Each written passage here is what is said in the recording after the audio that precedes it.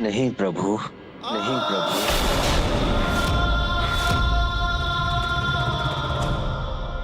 मेरे पुत्र भूखे हैं प्रभु, तो भला मैं भोजन कैसे ग्रहण कर सकता हूँ?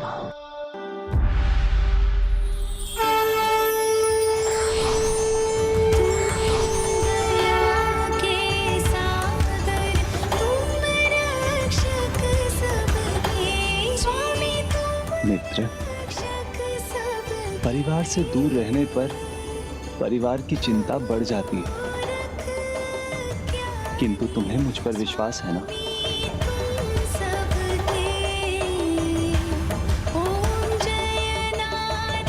प्रभु, अपने मित्र के स्नेह की, भक्त के भक्ति की लाज रख ली आपने। हे दया निधान, आपको कोटि कोटि धन्यवाद।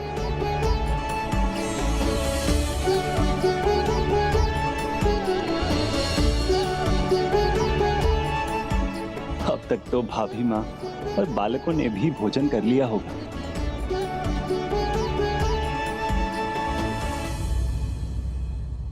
क्या हुआ? अभी भी कोई संदेह है तुम्हारे मन में, या अपने मित्र के हाथों से भोजन करने की इच्छा ही नहीं है? मेरे श्री कृष्ण विश्वास और प्रमाण से परे हैं। उनसे बड़ा ना तो कोई सत्य है और ना ही सर्वोच्च। आप तो परम सत्य हैं।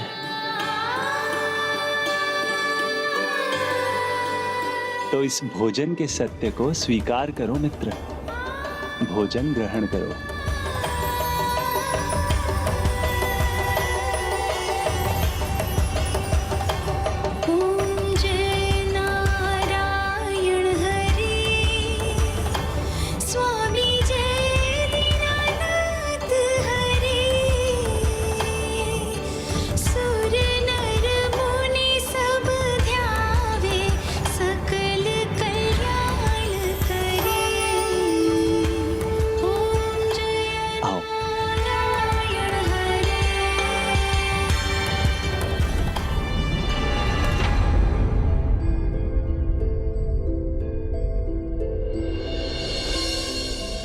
यहाँ विश्राम करो मित्र। मैं यहाँ प्रभु, किंतु मेरे वस्त्र तो मैले हैं। मैले नहीं है सुदामा, तुम्हारे वस्त्रों पर बस कुछ माटी लगी है, वो माटी जिससे हम बाल्यावस्था में खेला करते थे।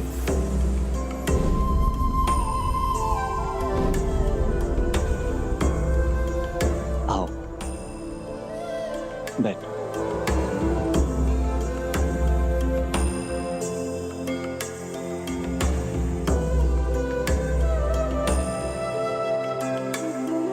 मुझे सब स्मरण है मित्र, मैं खट्टे आम चखूं भी नहीं, इसलिए कैसे तुम सभी आम खा लिया करते थे।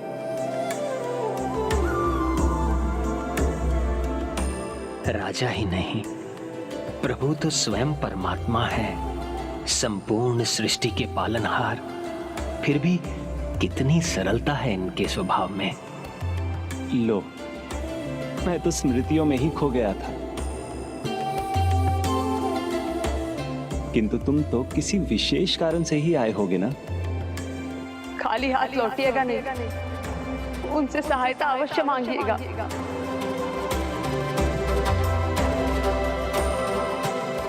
क्या हुआ मित्र, कहो ना। अब भी संकोच करोगे मुझसे? मैं कैसे बताऊं आपको क्यों आया हूं मैं। आपके इस भव्य स्वागत से आपका ये मित्र, ये भक्त निशब्द हो गया है। मैं आपको कैसे कुछ कहूं। विचारों को शब्द बनने से मत रोको। बताओ मित्र सुदामा, क्या है तुम्हारे मन में? प्रभु, आपने मित्र माना है मुझे, और मुझे अपने मित्र के दर्शन हो गए, तो भला इससे विशेष और क्या हो सकता है। अच्छा, तो मित्र के लिए कुछ भेंट भी लाए हो, यहाँ खाली हाथ आए हो? लाया तो अवश्य हूं।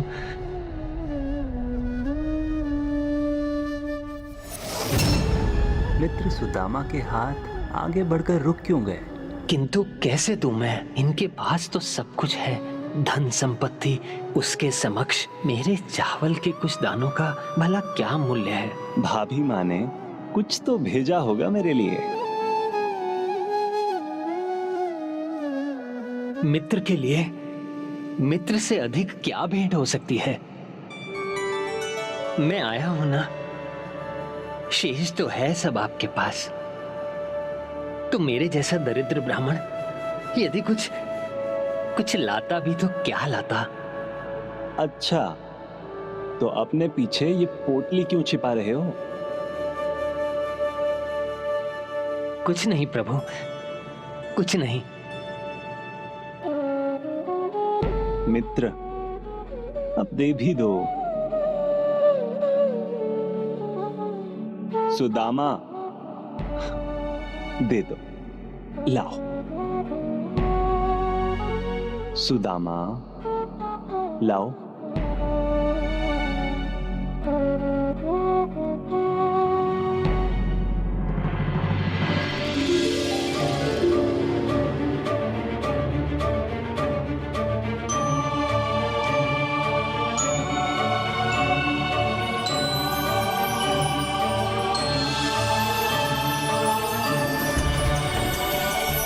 कुछ भोजन भेजा है भाभी माँ ने, और तुम स्वयं खाने के लालच में मुझे नहीं दे रहे थे।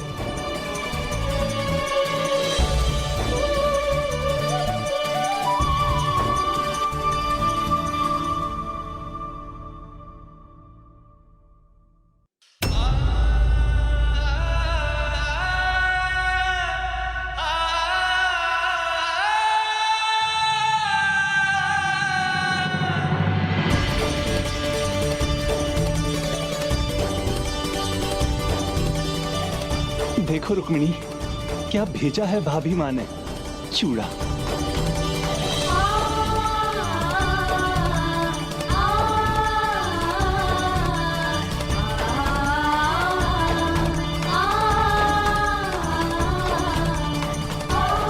भाभी माँ ने भेजा है तो स्वादिष्ट तो होगा ही।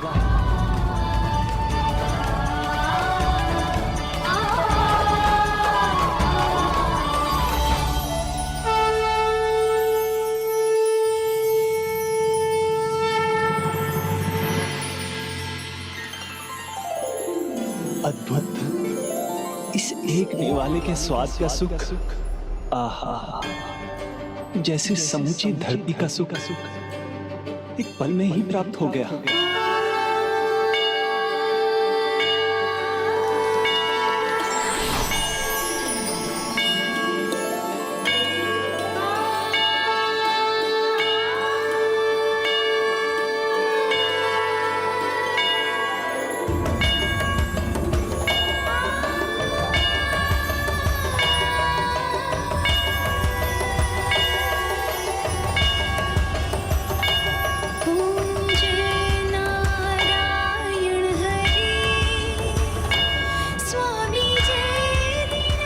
और ये दूसरा निवाला जैसे स्वर्ग के सभी सुख मिल गए हों।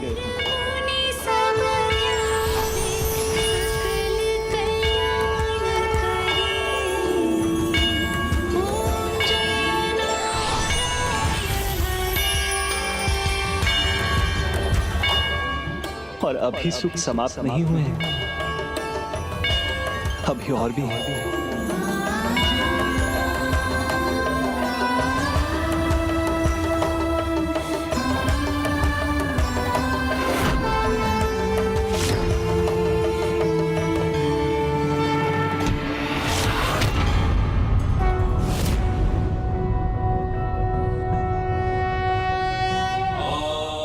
प्रभु, यदि आपने ये तीसरा निवाला ग्रहण कर लिया तो उन्हें परम पद की प्राप्ति हो जाएगी।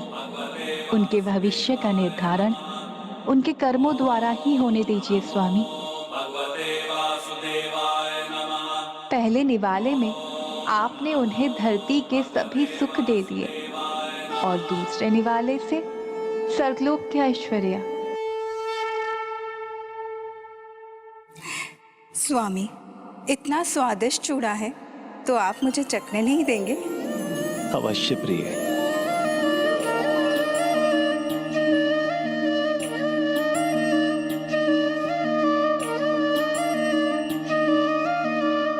सुदामा, भाभी माँ का दिया सारा चूड़ा तो हम खा चुके,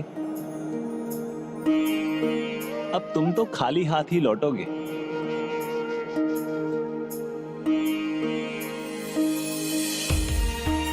नहीं प्रभु, खाली हाथ नहीं। आपका दिया हुआ अपार सुख अपने साथ लेकर जा रहा हूं, जो आपने अपना प्यार न्यौछावर करके मुझे दिया है।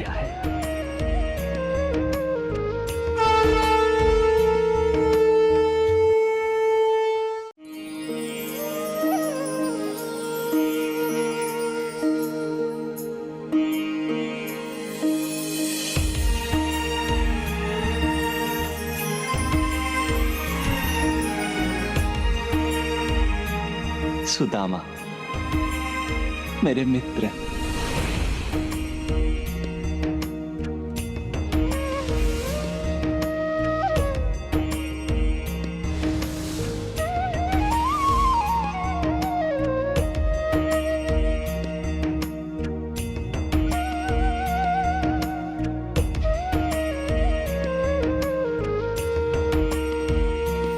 आओ मित्र, आओ।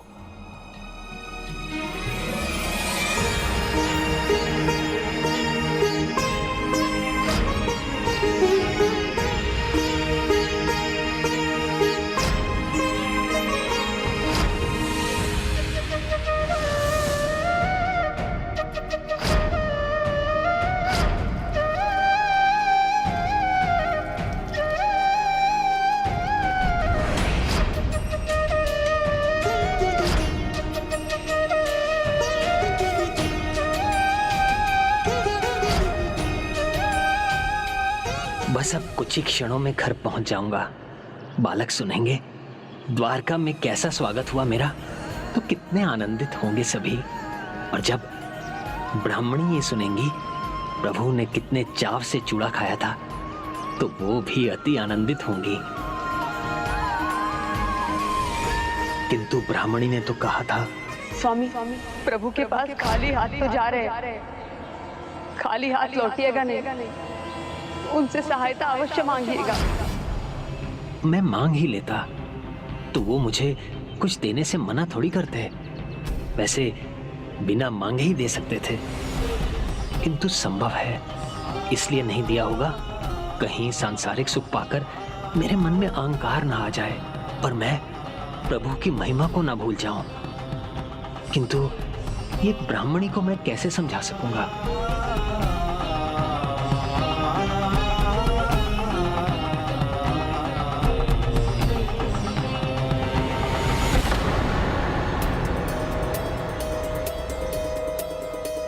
कुटिया तो यहीं थी मेरी, कहां चली गई?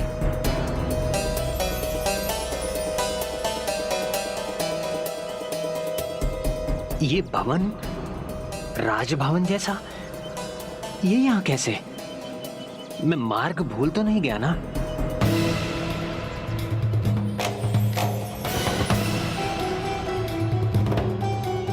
किंतु ये कैसे संभव है?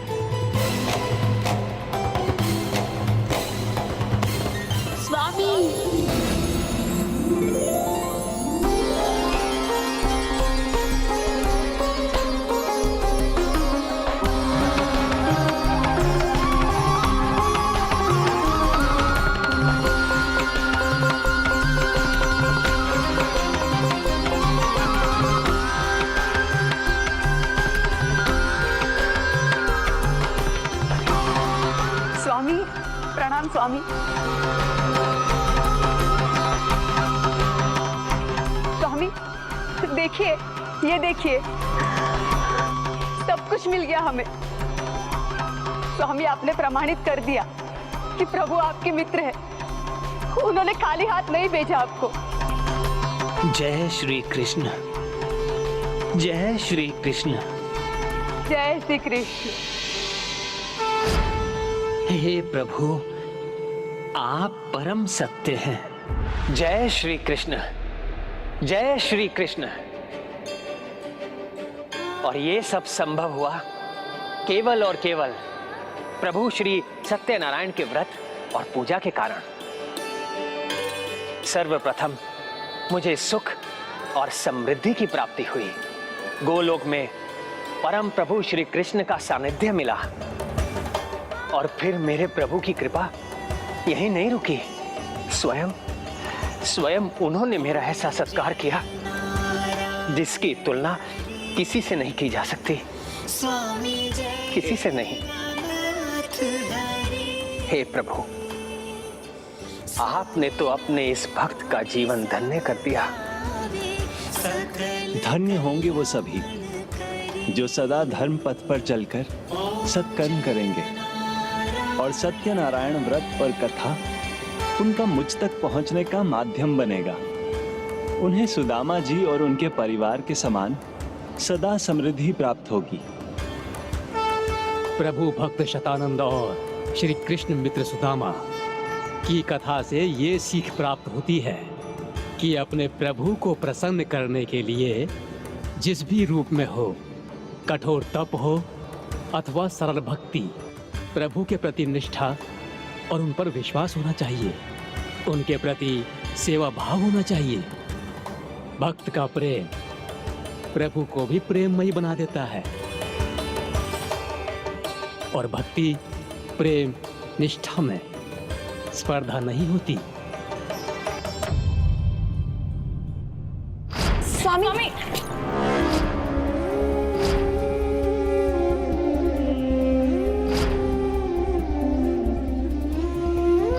स्वामी के प्रेम की आस में हम दोनों एक दूसरे से ही स्पर्धा कर रही थीं।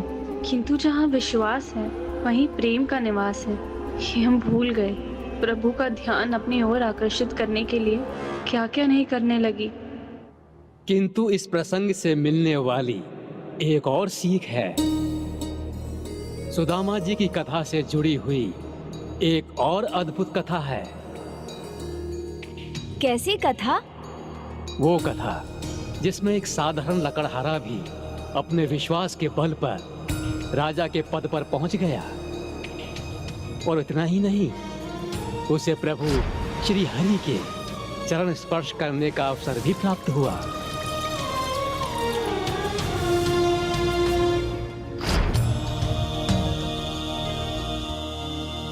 किसकी कथा है ये प्रभु?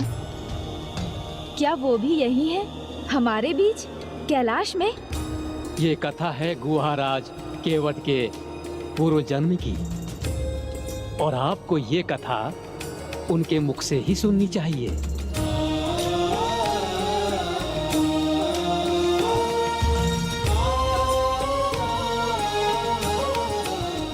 सभी को मेरा प्रणाम।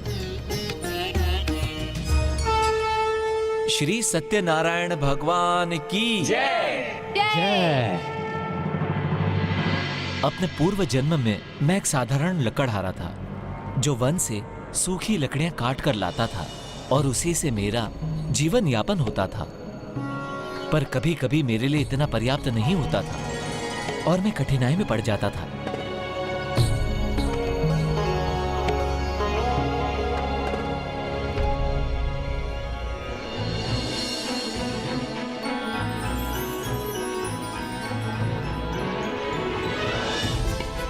आज तो कोई सूखा वृक्ष दिखाई नहीं दे रहा।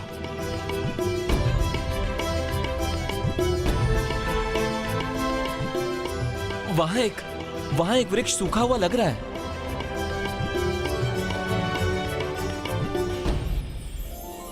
आज का दिन व्यर्थ होने से बच गया। रूखा सूखा ही सही, कुछ तो भोजन प्राप्त होगा हमारे परिवार को। भूखे पेट तो नहीं सोना पड़ेगा। चलो उसे काटते हैं।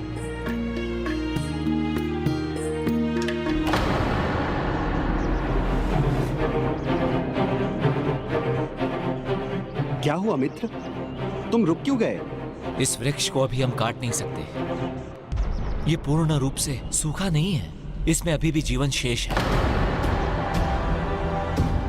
तुम्हारे आदर्शों के कारण हम क्यों वंचित रहें? सूखा नहीं है तो सूख जाएगा। अब इसमें क्या बचा है? हाँ, इसमें बचा ही क्या है? संभव है सूख जाए, पर पतझड़ में भी इसमें नए पत्र हैं। तो यह भी संभव है कि यह फिर से हरा भरा हो जाएगा। रे भाई छोड़ो, ऐसा सोचकर वृक्ष को छोड़ते रहे तब तो हो गया। हमारे परिवार नहीं बचेंगे। और चलो हमारे साथ, काट लो इसे। नहीं नहीं, ऐसा अधर्म मैं नहीं कर सकता। अपने पेट के लिए दूसरे के जीवन को आहत कर दूं, ये तो अधर्म है। हमें कोई और वृक्ष ढूंढना चाहिए। नहीं भाई, इतनी कठिनाई से पूरा वन ढूंढने के बाद ये वृक्ष मिला है। हम ऐसे समय नहीं व्यर्थ कर सकते। तुम्हें आना है तो आओ, नहीं तो ये वृक्ष तुम्हारे बिना भी कट जाएगा। चलो। मूर्खता मत करो, अन्यथा तुम्हारा परिवार आज नहीं तो कल बहुत कष्ट में पड़ जाएगा।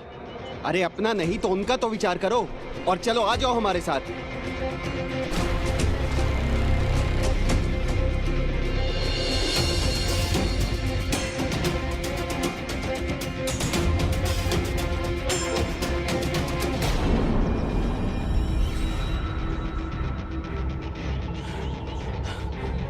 संध्या होने को है, एक भी काटने योग्य वृक्ष दिखाई नहीं दिया।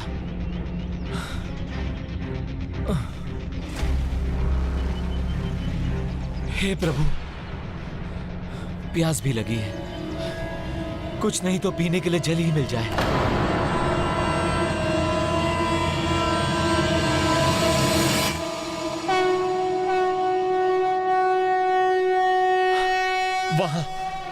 वहां जल मिल सकता है।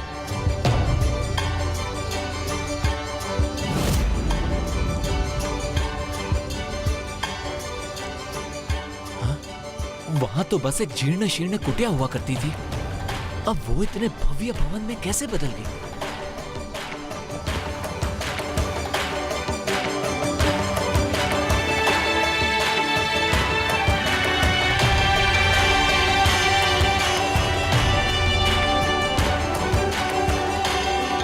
एक बार प्रेम से बोलिए, श्री सत्यनारायण भगवान की जय।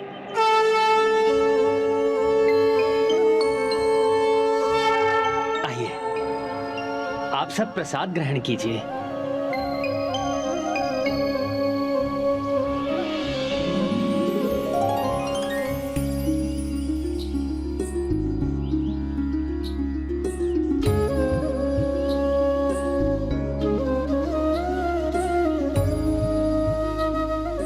भिक्षाम देहि, भिक्षाम देहि। ये ब्राह्मण तो बहुत दरिद्र हुआ करता था। आश्चर्य, अब इस पर समृद्धि की कृपा है। आइए, आप भी प्रसाद ग्रहण कीजिए। ब्राह्मण देवता, मुझे प्यास लगी है, थोड़ा सा जल चाहिए। अवश्य।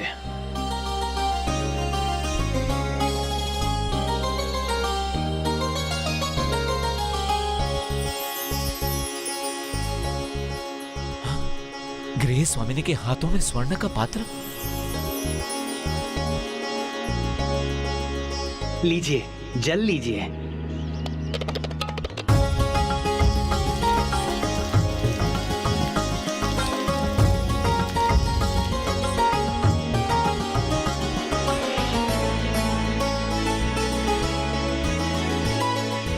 ये प्रभु का प्रसाद है, इसे भी अवश्य ग्रहण कीजिए।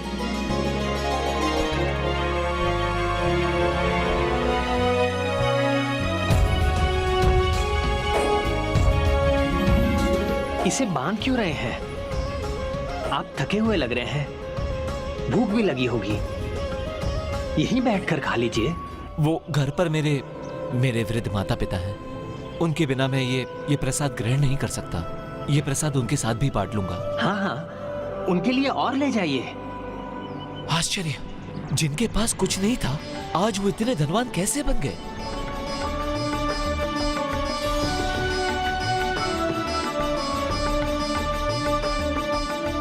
क्षमा कीजिए ब्राह्मण देवता, किंतु मुझे तो स्मरण होता है कि आप तो बहुत दरिद्र था।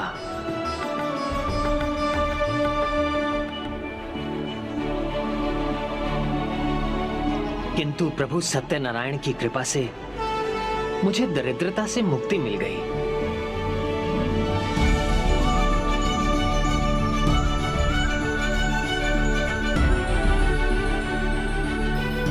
मैं आपका मनोभाव समझ रहा हूं।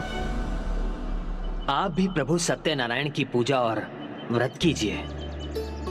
आपकी कठिनाइयां भी दूर हो जाएंगी और आपका उद्धार हो जाएगा। सफलता के नए मार्ग खुल जाएंगे और आपको जीवन में कोई कष्ट नहीं होगा। ब्राह्मण देवता, मैं करूंगा। मैं इस व्रत को पूरी श्रद्धा से करूंगा। कृपया मुझे इस व्रत की विधि बताइए। इस प्रकार सुदामा जी ने ब्राह्मण शतानंद रूप में मुझे प्रभु सत्यनारायण व्रत और पूजा की विधि विधान ही नहीं समझाई, अपितु उन्होंने तो मेरी एक और सहायता भी की। धन्यवाद ब्राह्मण देवता। मैं संकल्प लेता हूं कि मैं इस पूजा को विधि विधान से करूंगा। मैं तो कल ही कर लेता, पर मेरे पास भोग के लिए 1.25 सेर तो क्या 1.25 दाना भी नहीं है।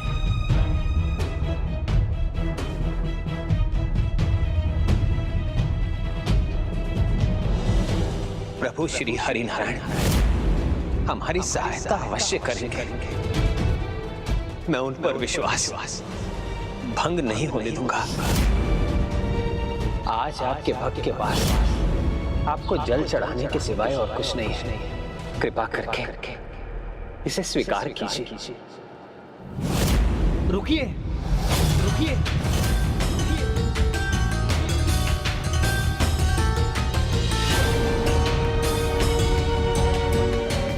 भोग की सामग्री जुटाने में मैं आपकी सहायता करूंगा। क्षमा कीजिए ब्राह्मण देवता, किंतु मैं प्रभु को वही भोग चढ़ाऊंगा जो स्वयं से मोल लाऊंगा।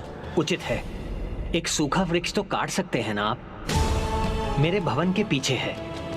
यदि वो हट जाएगा तो मेरे बालक वहां खेल सकेंगे। श्रम आप कीजिए, उसके बदले उसकी लकड़ियां आप ले जाइए। धन्यवाद। उस दिन तो मैंने प्रभु की पूजा का संकल्प मात्र ही किया था और मुझे भोजन और लकड़ी दोनों ही प्राप्त हुए।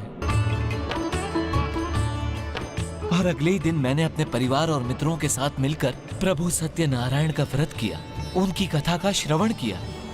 ओम नमो भगवते वासुदेवाय नमः। ओम नमो भगवते वासुदेवाय नमः। ओम नमो भगवते वासुदेवाय नमः। ओम नारायण हरि।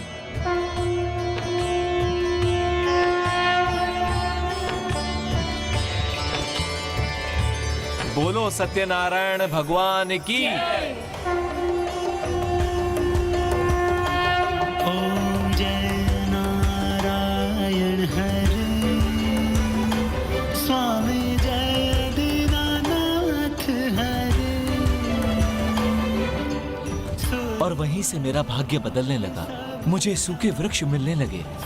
जो मुझसे वृक्ष कटवाते थे उनसे मुझे उचित मूल्य मिलने लगा और शीघ्र ही ये साधारण लकड़हारा लकड़ी का व्यापारी बन गया।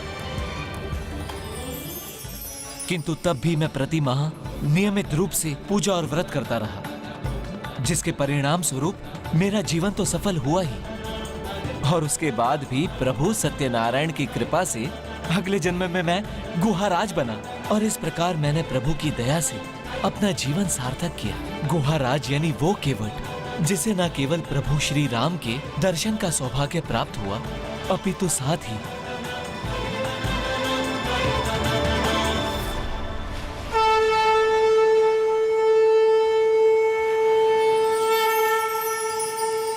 श्री राम सीताराम सीताराम सीताराम राम।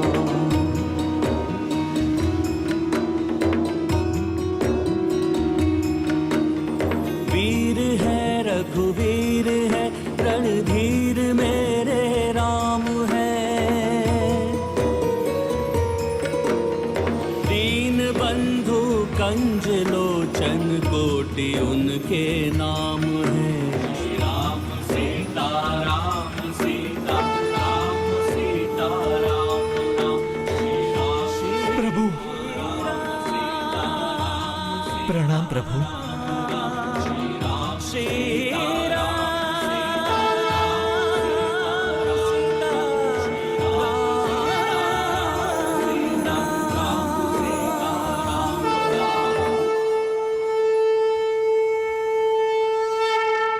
हे केवट राज, आप हमें नदी पार नहीं कराएंगे?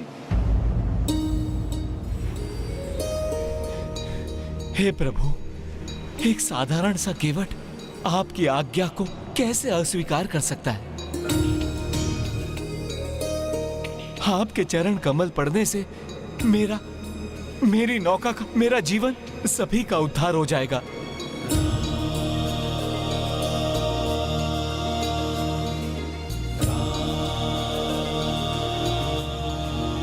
किंतु मुझे एक बात का भय है प्रभु। कैसा भय?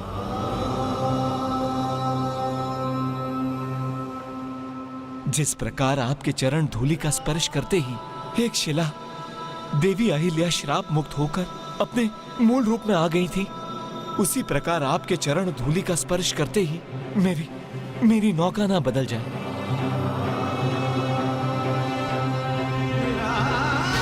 यदि ऐसा हुआ प्रभु, तो मेरे परिवार की जीविका का साधन ही नहीं रहेगा। अतः हे प्रभु, मैं आपको अपनी नौका में नहीं ले जा सकता।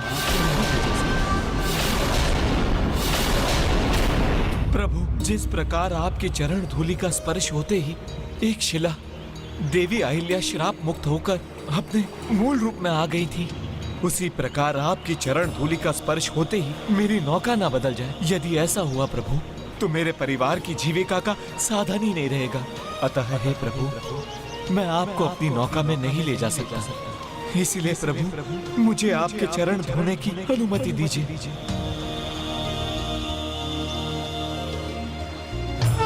अवश्य।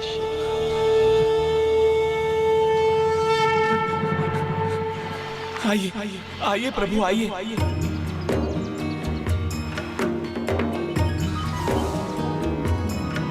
श्री राम सीता राम सीता राम सीता राम राम।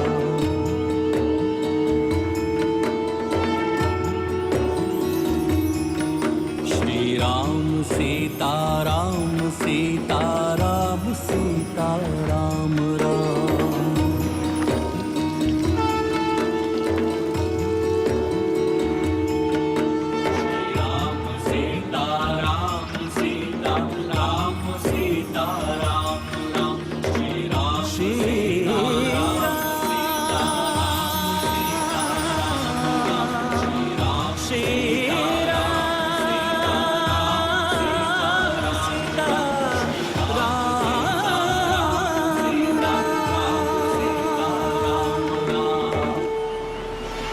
जिस प्रकार जो सबकी नैया पार लगाते हैं, उनको अपनी नैया में बिठाकर पार लगाने का सौभाग्य इस केवट को मिला।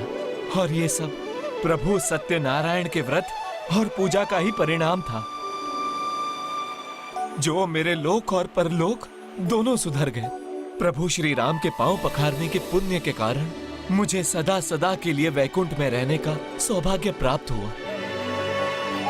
बोलो प्रभु सत्यनारायण भगवान की जय। बोलो प्रभु सत्यनारायण भगवान की जय। महाराज भी धर्म पथ पर अडिग थे। उन्होंने हरे भरे वृक्ष को कभी नहीं काटा। फिर भले ही अपने इस आदर्श के कारण उन्हें भूख, दुख और कमी का सामना क्यों न करना पड़ा हो।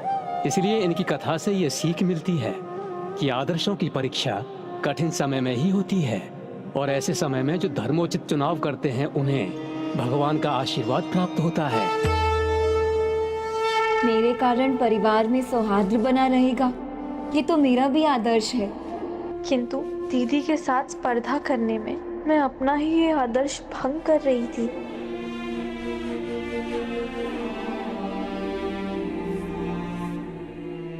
इति श्री रेवा खंडे श्री सत्यनारायण व्रत कथा नाम द्वितीय अध्याय समाप्त।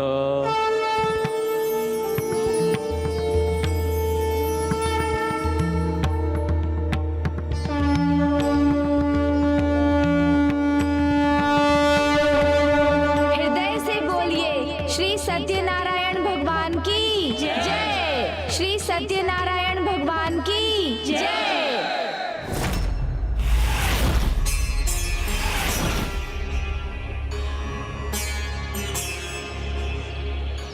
ये पहर तो ढलने की ओर है।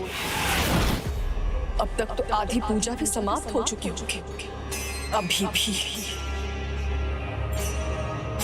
यहाँ कोई नहीं आया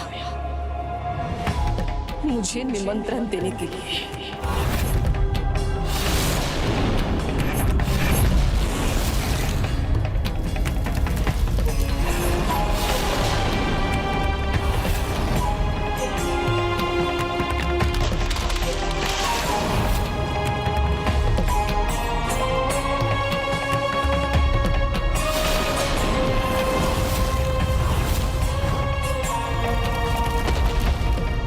ऐसा आभास क्यों हो रहा है जैसे कोई दिव्य शक्ति किसी बात से असंतुष्ट है? अब प्रभु श्री सत्यनारायण की कथा का तीसरा अध्याय है। ये कथा वो है जिसमें भक्त मार्ग से भटक जाता है, प्रभु पूजा का सम्मान नहीं करता। ये कथा है महाराज दशरथ के पूर्व जन्म महाराज उल्कामुख की। मैं उन्हें आमंत्रित करता हूँ कि वो स्वयं आगे आकर अपनी कथा कहें।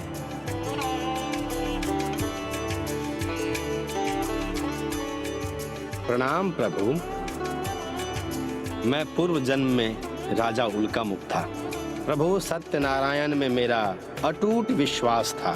जब से मुझे उनके व्रत और कथा का ज्ञान प्राप्त हुआ, मैं पूर्ण श्रद्धा और भक्ति से प्रभु का व्रत करने लगा। प्रभु के प्रति मेरी भक्ति इतनी अडिग थी कि मैं भक्त से अधिक उनके लिए उनके परिवार का सदस्य बनना चाहता था। इसलिए प्रभु श्री सत्यनारायण व्रत और कथा दोनों मेरे जीवन के अभिन्न भाग थे।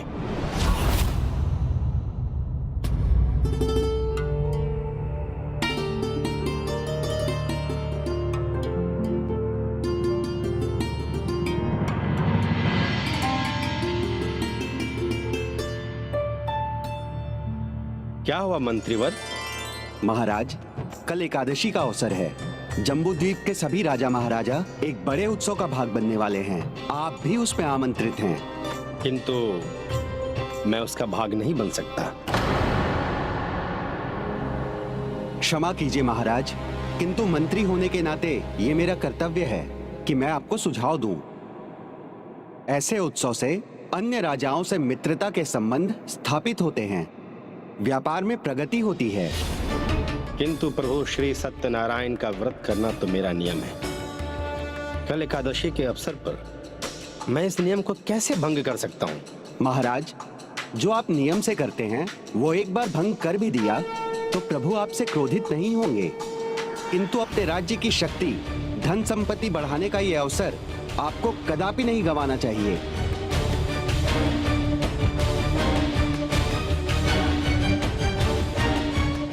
प्रभु की पूजा का महत्व सबसे बढ़कर है। धन संपत्ति मेरे संकल्प से अधिक महत्वपूर्ण नहीं है मंत्रीवर। एक छोटे से अवसर के लिए प्रभु भक्ति का नियम भंग नहीं हो सकता है। और सदैव स्मरण रखिए, राजा महाराजा कोई भी हो, उनकी मित्रता नहीं अपितु मेरी और मेरे राज्य की समृद्धि का एक ही कारण है, प्रभु श्री सत्यनारायण व्रत और कथा। यही परम सत्य है।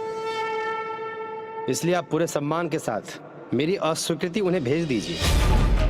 और हाँ, पूजा का आमंत्रण भी उन्हें अवश्य भेजिए।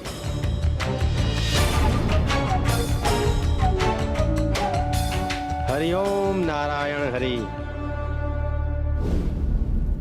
सदा के समान उस दिन भी मैंने प्रभु श्री सत्यनारायण का व्रत किया।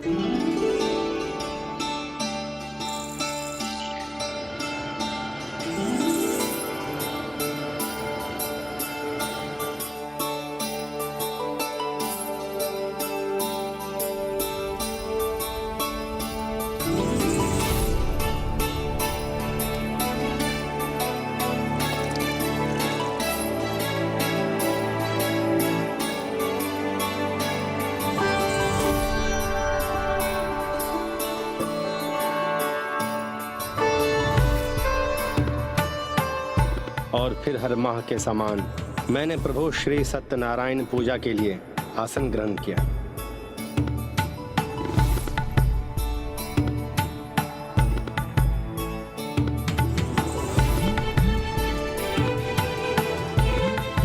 और तभी एक दिन मैं महाराज उल्कामुख के राज्य में पहुंचा। उस जन्म में मैं एक व्यापारी था। और मेरा नाम था साधु, किंतु व्यवहार मेरे नाम के एकदम विपरीत था। मैं एक एक कौड़ी, एक एक मुद्रा गिना करता था।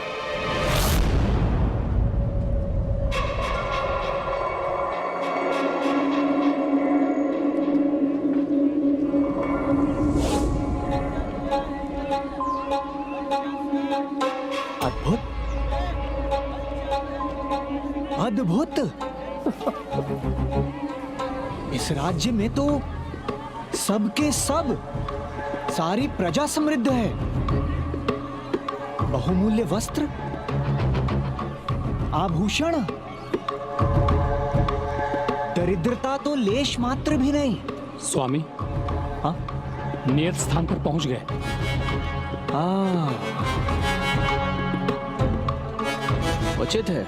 सुनो सेवक, जो कुछ भी इनको देना है वो सब इनको दे दो। सुनो, याद रहे, ना तो धन को लेना भूलना और ना ही उसे ठीक तरह से गिनना, और मुद्रा की संख्या ना तो ऊपर ना नीचे, ना ऊपर ना नीचे। हाँ, और जो देना है उसमें एक भी दाना ना कम ना अधिक, ना कम ना अधिक। हाँ जी स्वामी।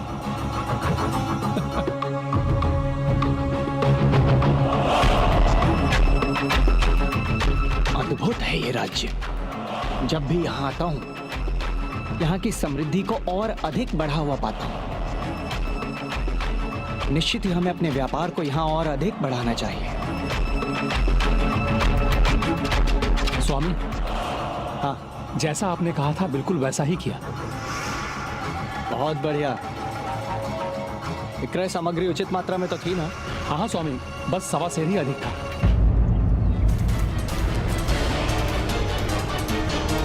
क्या कहा?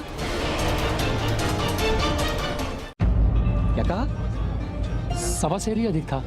1.25 सेर अधिक था और तुमने उसे ऐसे ही जाने दिया? जाओ, जाकर लेकर आओ। किंतु स्वामी, उससे वापस लेना उचित होगा क्या? मनोभर की सामग्री में यदि 1.25 सेर अधिक ही है तो। 1.25 सेर ही नहीं, 1.25 सेर अधिक दे दिया तुमने उसे। सेवक, ये व्यापार है और हम व्यापारी हैं। कौन है? व्यापारी। व्यापारी। किंतु इस बात का ज्ञान तुम्हें तो है नहीं। यदि होता तो तुम इस प्रकार सेवक थोड़ी होते, हमारी भांति व्यापारी होते।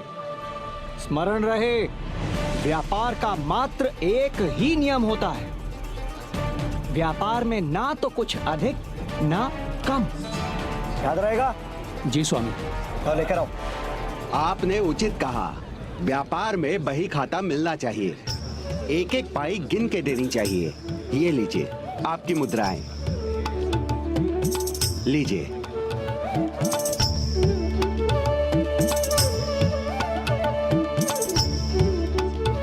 अद्भुत, अद्भुत, विचित्र है आपका राज्य।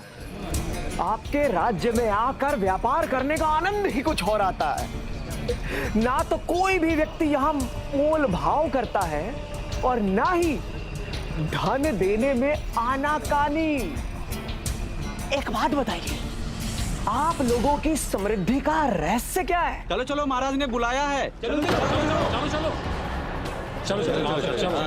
चलो चलो चलो। ये अचानक क्या हो रहा है? अभी तो आधा दिवस बाकी है और लोग अभी से अपना व्यापार क्यों बंद कर रहे हैं? कि सब लोग एक ही दिशा में कहां चले जा रहे हैं? अरे आप कहां जा रहे हैं? आप भी चलिए हमारे साथ, आपके सभी प्रश्नों के उत्तर मिल जाएंगे वहां पर। चलिए। फिर तो हमें अवश्य ही देखना होगा।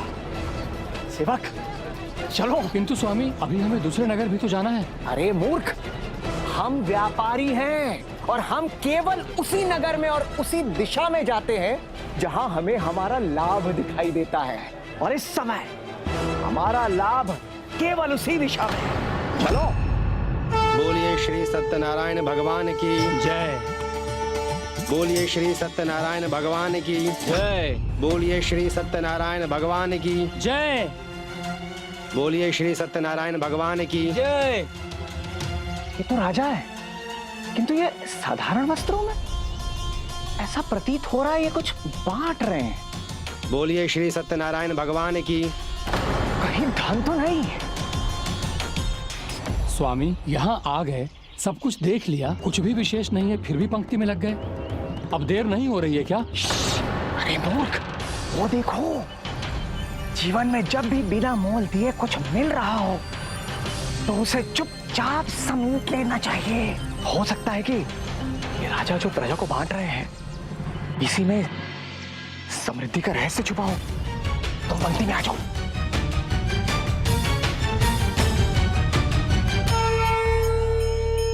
बोलिए सत्यनारायण भगवान की जय। बोलिए श्री सत्यनारायण भगवान की जय।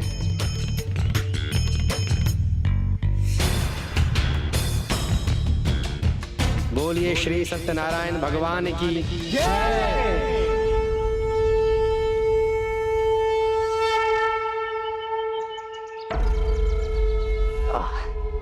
क्षमा कीजिए महाराज, यदि आपकी आज्ञा हो तो एक प्रश्न पूछ सकता हूं आपसे? अवश्य। धन्यवाद महाराज। आप इतने बड़े राजा हैं, आपके राज्य में आपकी प्रजा अत्यंत समृद्ध है। महाराज, एक राजा का समय बहुमूल्य होता है। मेरा ऐसा मानना है कि ये प्रसाद बांटने का कार्य तो आपके स्थान पर कोई अन्य व्यक्ति भी कर सकता था, तो आप अपना वो बहुमूल्य समय ये प्रसाद वितरण करने में व्यर्थ गंवा रहे हैं। समझ में नहीं आया। मैं जानता हूं आपकी जिज्ञासा क्या है। जीवन में सभी कार्यों का अपना महत्व होता है और प्रभु भक्ति तो उनमें सर्वोच्च है, और यही रहस्य है हमारी समृद्धि का। आप भी कीजिए और स्वयं परख लीजिए। प्रभु श्री सत्यनारायण भगवान का व्रत तो बहुत ही सरल है, फिर जीवन में सब सुख की प्राप्ति होगी, चाहे वो धन सुख हो, चाहे वो व्यापार सुख हो, या फिर संतान सुख ही क्यों ना हो। इतने लाभ की बात सुनकर मैंने भी प्रभु श्री सत्यनारायण की पूजा करने का संकल्प ले लिया, जिसके बाद महाराज उल्का मुख ने मुझे संपूर्ण विधि विधान से प्रभु श्री सत्यनारायण का व्रत एवं पूजा करना समझाया, उस पूजा के लाभ समझाए। फिर मैं वहां से चला गया, किंतु मार्ग भर एक ही विचार मेरे मन में रहा कि मैं ये व्रत करूं या ना करूं। किंतु जब मैं अपने घर पहुंचा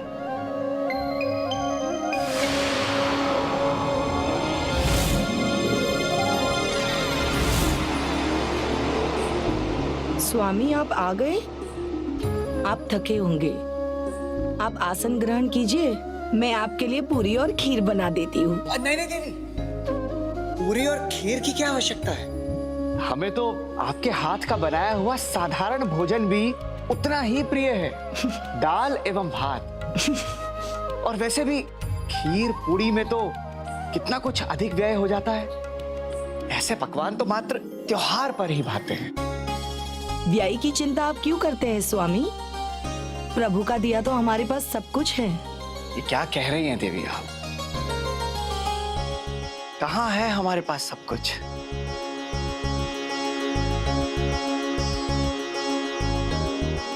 हाँ स्वामी, ज्ञात है हमें, आपको संतान का न होना बहुत खलता है ना?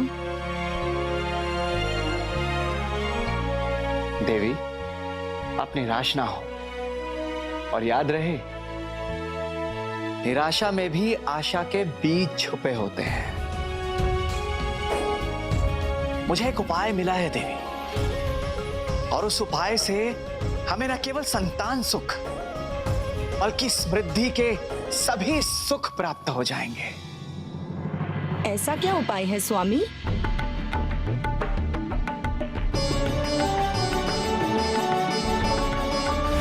प्रभु श्री सत्यनारायण भगवान का व्रत तो बहुत ही सरल है, फिर जीवन में सब सुख की प्राप्ति होगी, चाहे वो धन सुख हो, चाहे वो व्यापार सुख हो, या फिर संतान सुख ही क्यों ना हो। फिर तो हमें ये पूजा अवश्य करनी चाहिए स्वामी। अवश्य देवी, अवश्य। और आपको ये जानकर अति प्रसन्नता होगी कि मैंने संकल्प लिया है कि मैं प्रभु श्री सत्यनारायण जी की पूजा भी करूंगा और उनका व्रत भी। और सौभाग्य की बात तो ये है कि कल ही एकादशी है, तो आप आपका संकल्प कल ही पूर्ण कर सकते हैं। तो फिर विलंब कैसा? नहीं नहीं देवी, कल संभव नहीं हो पाएगा, क्योंकि कल मुझे व्यापार के अति महत्वपूर्ण कार्य हेतु बाहर जाना है, और यदि मैं नहीं गया तो बहुत बड़ी हानि होगी। किंतु आप निराश ना हो, और चिंता की क्या बात है, अभी तो संकल्प लिया है, एक बार हमें संतान प्राप्ति तो हो जाने दीजिए, और फिर देखिए मैं प्रभु श्री सत्यनारायण जी की पूजा भी करूंगा और उनका व्रत भी।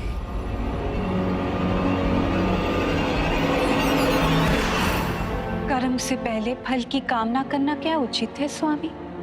भक्त का कर्म है भक्ति करना और फल देना ईश्वर का, परंतु पूजा से पहले ही फल की कामना, विचित्र है ये आपका भक्त। भक्त भले ही विचित्र हो प्रिय, परंतु भगवान विचित्र नहीं हो सकते। उसके संकल्प के साथ ही मैंने उसे अपना भक्त मान लिया था, और भक्त का विश्वास तोड़ना हमारा कार्य नहीं। मैं उसकी इच्छा अवश्य पूर्ण करूंगा। उसे शीघ्र ही संतान का सुख मिलेगा। फिर प्रभु श्री सत्यनारायण की कृपा से मुझ जैसे लालची व्यापारी के जीवन में आगमन हुआ एक पुत्री का। स्वामी, प्रभु ने हमारी पुकार सुन ली, संतान के रूप में हमें पुत्री दी है। अब आप अपना संकल्प पूर्ण कीजिए, प्रभु श्री सत्यनारायण जी की पूजा कीजिए।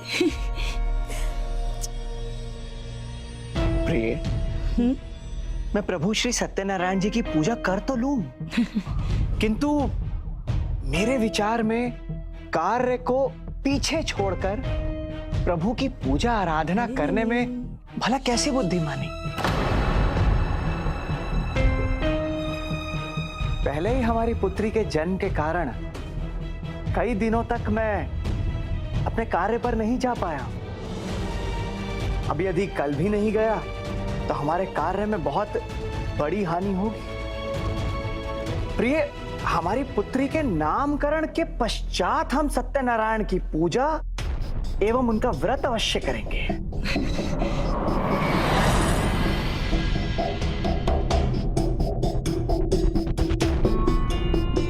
भाग्यवान, आपने तो हमारी पुत्री कलावती के नामकरण समारोह पर समस्त नगर वासियों को बुलावा भेज दिया।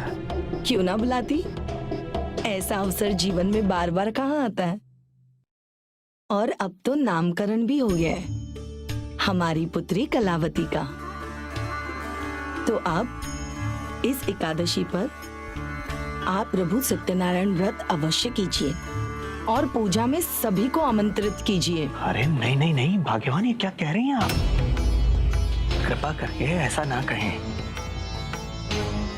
हमारे कहने का अर्थ ये है कि भाग्यवान आप अपने उत्साह को थोड़ा नियंत्रण में रखें। पहले ही हमारी पुत्री कलावती के नामकरण समारोह पर आवश्यकता से अधिक व्यय हो चुका है, और आप और हम इसके माता पिता हैं। इसके विवाह का उत्तरदायित्व भी तो हम पर है। हमें पुत्री कलावती के विवाह हेतु धन एकत्रित करना होगा। हाँ, हमारी पुत्री कलावती के विवाह उपरांत अवश्य हम भगवान श्री सत्यनारायण की पूजा एवं व्रत करेंगे।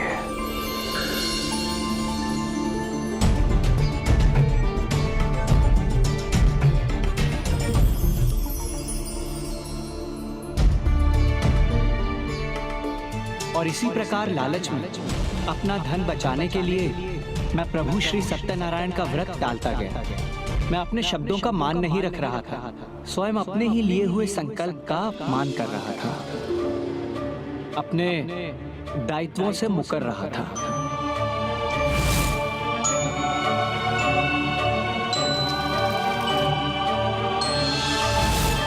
अपना कर्तव्य तो मैंने भी टाला है, और ऐसा मैंने सिर्फ एक बार नहीं किया, अपितु अनेकों वर्षों तक अपना स्वयं का लिया हुआ संकल्प मैं टालता रहा।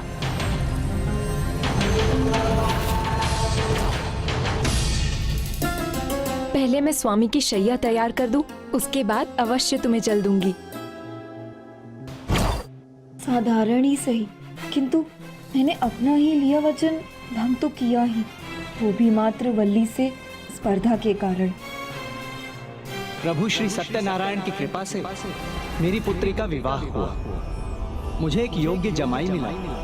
मेरा जमाई मेरे व्यापार में मेरी सहायता करता था। फिर एक बृहस्पतिवार को मैंने अपनी पत्नी के स्मरण कराने पर सत्यनारायण व्रत करने का निश्चय किया। अंततः स्वामी ने अपना व्रत नहीं टाला, तो मुझे भी उनके आने से पहले ना सारी तैयारियां कर लेनी चाहिए।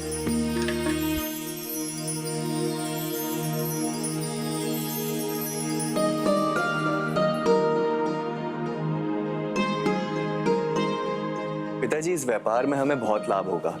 मेरे व्यापार संबंधों के कारण महाराज चंद्रकेतु के राज्य में व्यापार करने वाले हम पहले बाहरी सदस्य होंगे। मैंने वहां सूचना भेज दी है, हम 2 दिन में वहां पहुंचेंगे।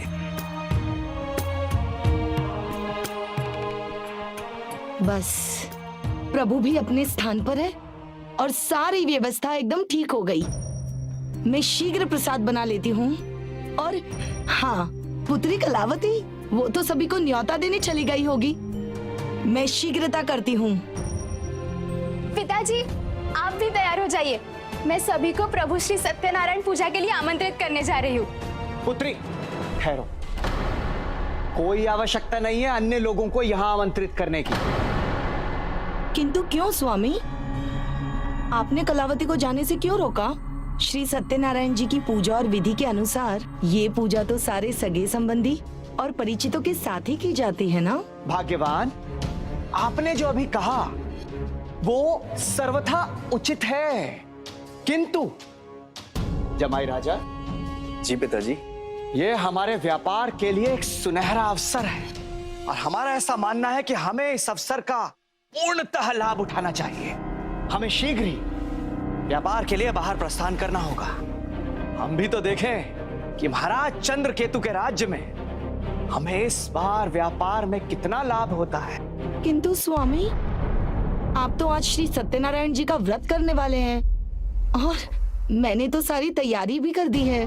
भाग्यवान, आपके इस व्यवहार से हम अत्यंत निराश हैं। एक व्यापारी की धर्म पत्नी होकर आप ऐसे विचार ला रही हैं मन में। व्यापार का सबसे बड़ा मूल मंत्र है लाभ, और उसी लाभ के कारण हम दोनों को यहां से प्रस्थान करना होगा। बृहस्पतिवार तो प्रति सप्ताह आता है,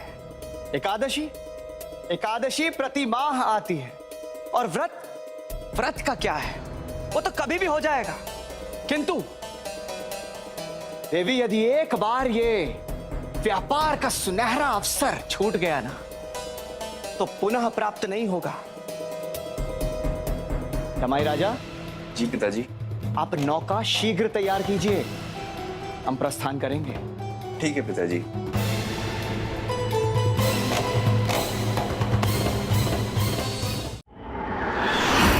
स्वामी, ये साधु बार बार संकल्प लेकर उसे भंग कर देता है।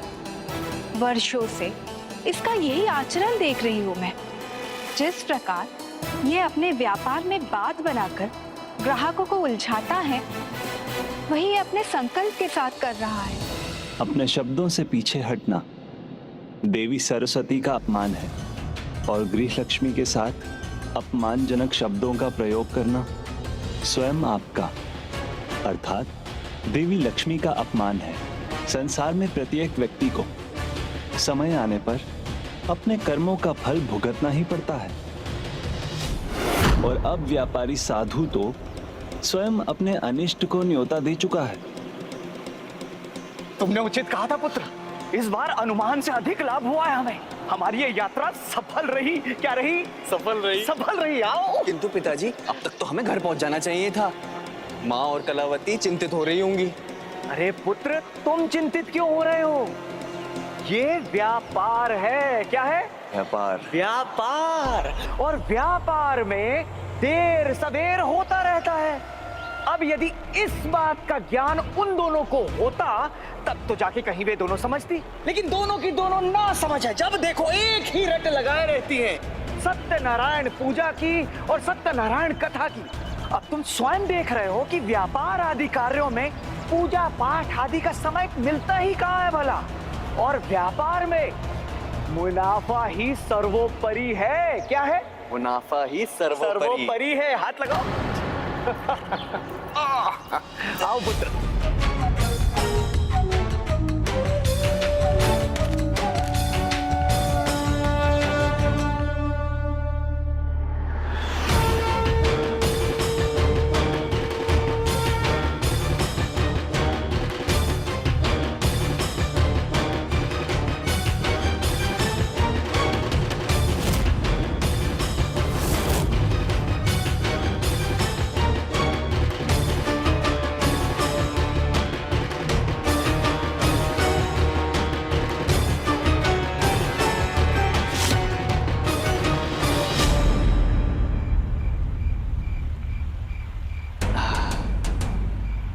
अभी तो अधिक बोरी बची है पिताश्री, अधिक समय लगेगा। अरे थोड़ा ही है पुत्र, अधिक समय नहीं लगेगा। आओ।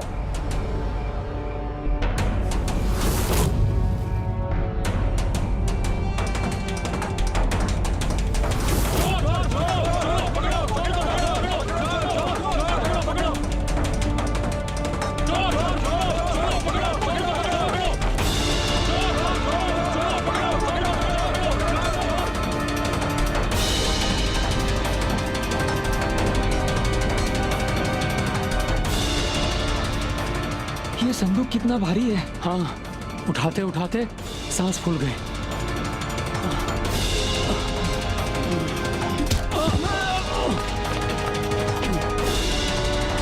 वो देखो, वो रहा। पकड़ो उसे, भागने न पाए। पकड़ो। संदूक छोड़ो, भाग चलो, अन्यथा पकड़े जाएंगे।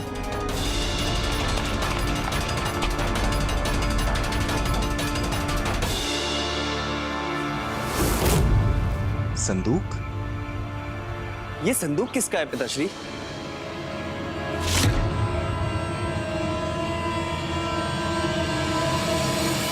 अरे पुत्र, इस स्थान पर हमारे अतिरिक्त अन्य और कोई तो है नहीं। ये पेटी भी हमारी ही होगी, और किसकी होगी? आओ।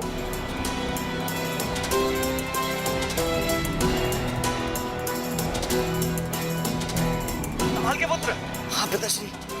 आओ। ये संदूक तो सभी संदूकों से अत्यधिक भारी है पिताश्री। पुत्र, मुनाफा भी तो अत्यधिक हुआ है इस बार।